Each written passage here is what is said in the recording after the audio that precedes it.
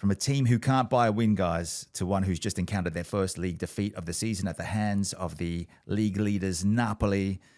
Glorious win for them. The comeback win at the Maradona.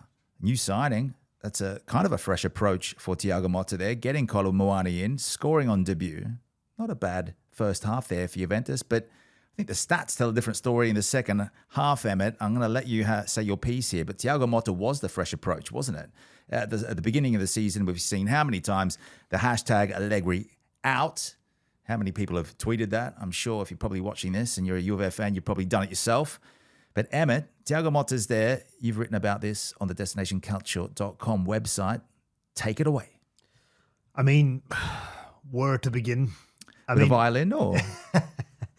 I mean, Thiago Motta was brought in and it was supposed to be a fresh approach after 3 years of Max Allegri's minimalist approach to football and, you know, Corto Muso winning by a horse's hair.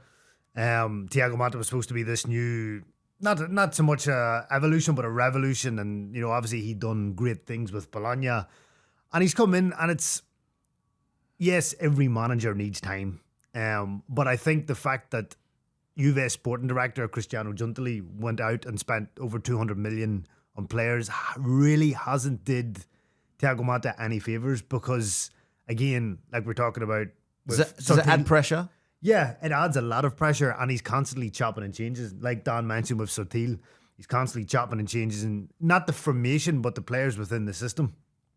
And he hasn't got the best out of many of the players that they've signed. You know, Tion Koopmeiners has come in for a lot of criticism from Juventini because he's been played too far forward, and I wrote about this for Destination Calcio. He's better in a double pivot, in a two further back where you can see more of the game, but he's playing with his back to goal, and that doesn't feed into his characteristics. It's not what got him 15 goals in all competitions for Atalanta last season. But that's on Motta. Motta is not getting the best out of Koopmeiners. And Koopmeiners was Juve's most expensive signing, 60 million. And he's not seeing the best of him. Douglas Luiz has hardly got a kick and could leave on loan back to the Premier League this before the end of the window. There's rumours of Man City. There's rumours of Nottingham Forest. But Douglas Luiz has suffered a lot. Big chunk of change. Yeah, and he was 50 million as well. And Juve gave away 2 youngsters in the deal to sign Douglas Luiz. But I feel for Douglas Luiz because he hasn't really been given a chance. I think he started 2 games all season. He's been injured, yes, but I feel like Thiago Motta hasn't done himself any favours by the constant changing and not using players in their proper positions. So a lot of people are, you know, a lot of Juventini think that if Allegri had been given that 200 million, Juve would be in a lot better position. The football probably wouldn't be as attractive. Not that Thiago Motta's version of football is any more attractive, but I think Allegri would get results. I mean, Juve have drawn 13 games this season. You know, yeah, they suffered their first defeat against Napoli, but you're not winning many games either. You're not losing, sure, but you're not winning, and football's all about winning. And I think that Venezia performance, when they drew with Venezia with that last gasp penalty, that was a symptom of something perhaps is, you know, there's an infection in there. Maybe there's something in the dressing room that's really not. There's no connection there between some of the players. Dusan Vlahovic, big money signing coming from a Fiorentina side where he scored goals just as a hobby. Hat-tricks and braces every week, and with a side that doesn't have the depth of a Juventus. Now, just on the Koopmeiners issue, you wanted to play him as a double pivot. Can you see him forming an alliance with Locatelli? Because I remember the De Zerbi Sassuolo side, Locatelli was immense as a double pivot there. And Sassuolo went, you know, they qualified for Europe under De Zerbi there.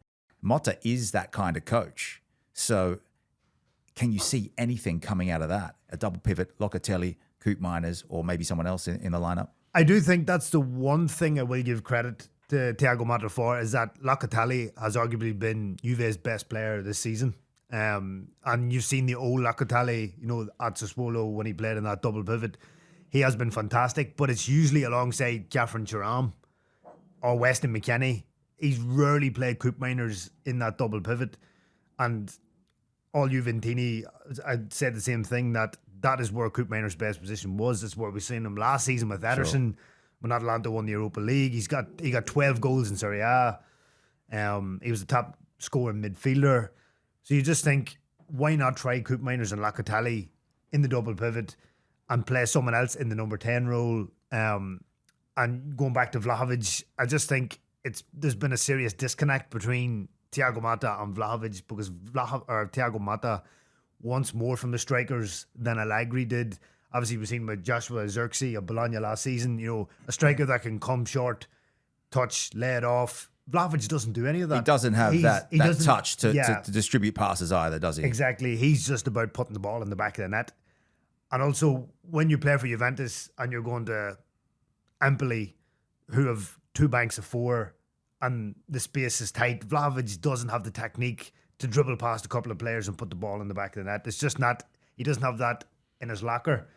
So I think at Fiorentina, it maximised his skill set, because teams would attack Fiorentina, they would leave the space, he would go in and score. But Juve played differently, and I think what Motta wants in a striker like Zirkzee, Vlahovic doesn't have those characteristics. So it's not surprising that it looks like a divorce is on the cards in the summer, and also the fact that he's the highest paid player in Serie A, he earns around 12 million net a season. Yeah, that's big money for Serie A as well. Can't compete with the Premier League clubs either, so we could see him make a move. He has been linked with one in the past, but Vlahovic, we've got Kolo Muani in there, Dan.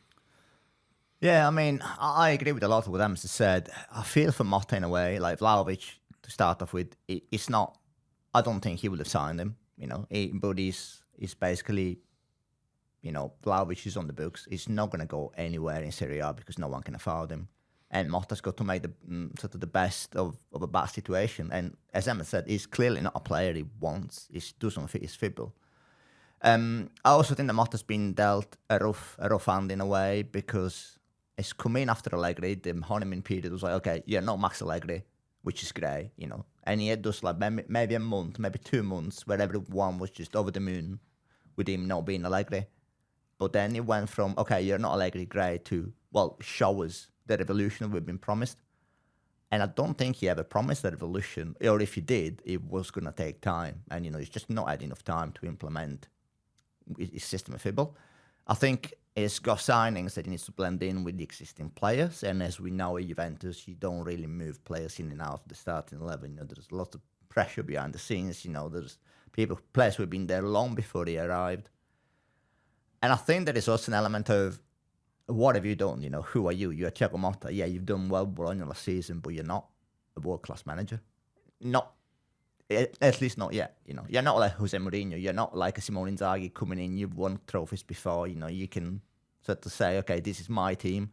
I'm gonna go ahead with my philosophy, and whatever the consequences. He doesn't have the option, and I think you can see with Juve, but you could see on Saturday, the moment Juve went ahead Napoli, this is probably one of the first Juve games I've seen in a long time where you never thought that Napoli weren't going to come back. There's no aura about them. When they go ahead, you're always thinking, okay, are they going to hang on to the lead? It's just, it doesn't feel like they are the Juventus of years gone by. No shots in the second half. You may have thought it was Allegri ball for a while. So. Well, exactly. That's the thing. Like, if that was Allegri, he would have been crucified for it.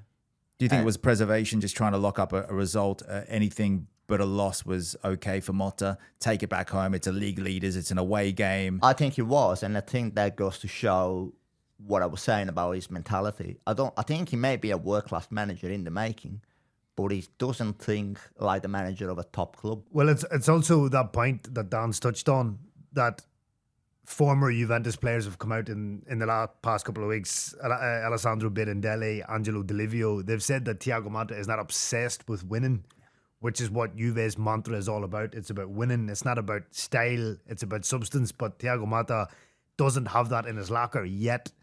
And that's what you need at Juventus. As both of you pointed out, the aura has gone. You never felt like when Juve took the lead against Napoli that it was convincing that Juve would. If that had been under Allegri, you probably would have said, yeah, they'll hang on just about. But they don't have this. This version of Juventus does not have that obsession of winning.